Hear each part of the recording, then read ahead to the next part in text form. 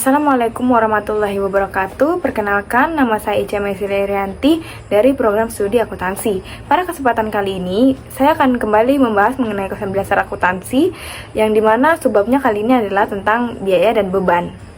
Dalam akuntansi biaya, kita perlu mengetahui apa itu biaya dan apa itu beban. Biaya adalah pengeluaran yang kita lakukan untuk memperoleh barang atau jasa yang masih memberi manfaat, baik sekarang maupun di masa depan.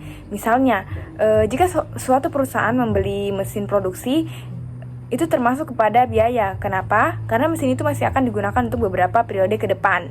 Nah, berbeda dengan beban. Beban adalah biaya yang sudah habis masa manfaatnya dalam periode tertentu. Contohnya seperti gaji karyawan bulanan, atau biaya listrik, atau penyusutan mesin yang kita pakai. Jadi intinya, biaya itu masih menempel pada aset, sementara beban langsung masuk ke laporan laba rugi. Selanjutnya ada penggolongan biaya. Penggolongan biaya ini sendiri pada umumnya itu dibagi menjadi 3. Yang pertama ada dikaitkan dengan produk. Yang kedua, biaya berdasarkan sesuatu yang dibiayai. Yang ketiga adalah perilaku biaya. Kalau kita golongkan berdasarkan produk, ada 2 jenis. Yang pertama ada biaya produksi, yang dimana biaya produksi ini adalah biaya yang digunakan untuk langsung membuat produk. Misalnya seperti kita ingin membuat roti, dimana itu ada tepung, gula, telur, dan bukan hanya itu, seperti kayak gaji karyawan yang ingin membuat roti tersebut, itu berarti masuk di biaya produksi. Terus yang kedua ada biaya komersial, yaitu biaya pemasaran, administrasi, dan umum. Contohnya kayak biaya iklan di media sosial untuk mempromosikan rotinya, atau gaji kasir di toko roti, seperti itu. Biaya berdasarkan sesuatu yang dibiayai. Ini juga dibagi kembali menjadi 2, yaitu biaya langsung dan tidak langsung. Biaya langsung itu adalah biaya yang dapat ditelusuri langsung ke produk atau jasanya. Sedangkan biaya tidak langsung itu sulit ditelusuri langsung ke produk atau jasa, sehingga harus dialokasikan terlebih dahulu. Contohnya nih, jika kita punya toko jus dan kita ingin membuat 1 gelas jus jeruk, ada biaya yang jelas-jelas kita bisa telusuri langsung ke jus itu. Misalnya kayak jeruknya sendiri, gulanya, terus es batu. Semua bahan ini bisa kita ukur dan hitung untuk 1 gelas jus. Inilah yang disebut biaya langsung. Kalau jusnya tidak dibuat, maka bahan-bahan ini juga tidak akan dipakai. Tapi ada juga biaya lain yang tetap diperlukan, tapi tidak bisa dihitung langsung untuk 1 gelas jus saja.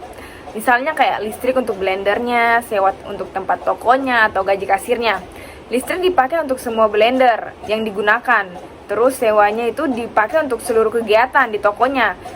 Terus kayak gaji kasir untuk melayani semua pelanggan. Bukan hanya 1 jus. Nah, inilah yang disebut biaya tidak langsung karena dipakai bersama-sama untuk semua produk. Kalau dilihat berdasarkan perilaku biaya, ini juga dibagi kembali menjadi 3. Yang pertama ada biaya variabel, di mana ini tuh berubah sebanding dengan volume aktivitas. Misalnya, toko roti ingin memproduksi 100 roti, maka dibutuhkan 10 kg tepung.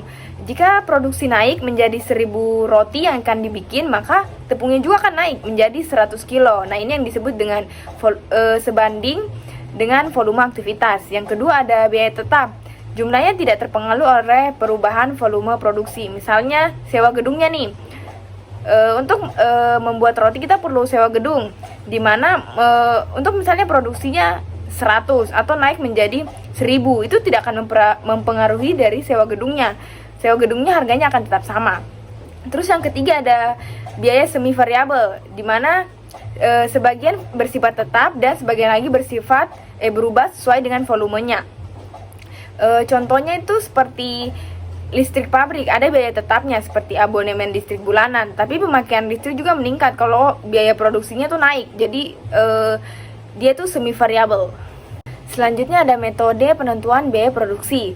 Metode penentuan biaya produksi ini adalah cara menghitung dan memasukkan unsur-unsur biaya ke dalam harga pokok produksi. Tujuannya supaya perusahaan bisa mengetahui berapa total biaya yang dikeluarkan untuk menghasilkan suatu produk.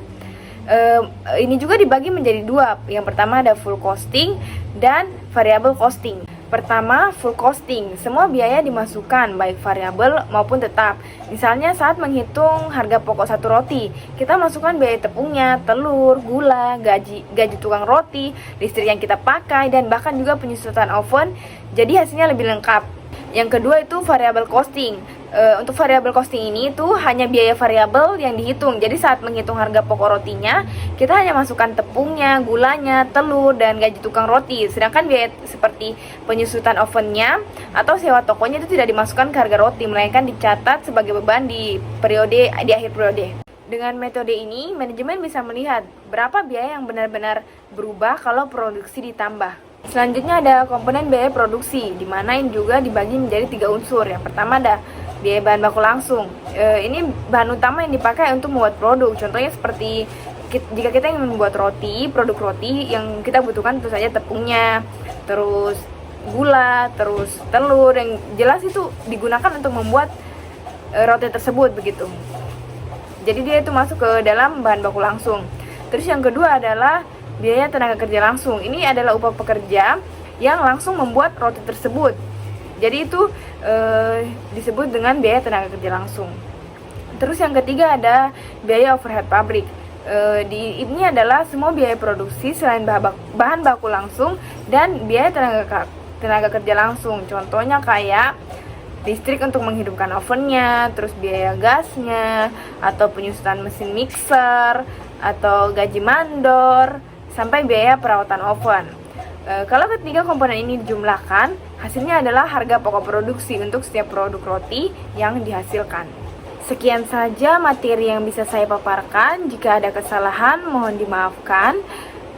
Terima kasih.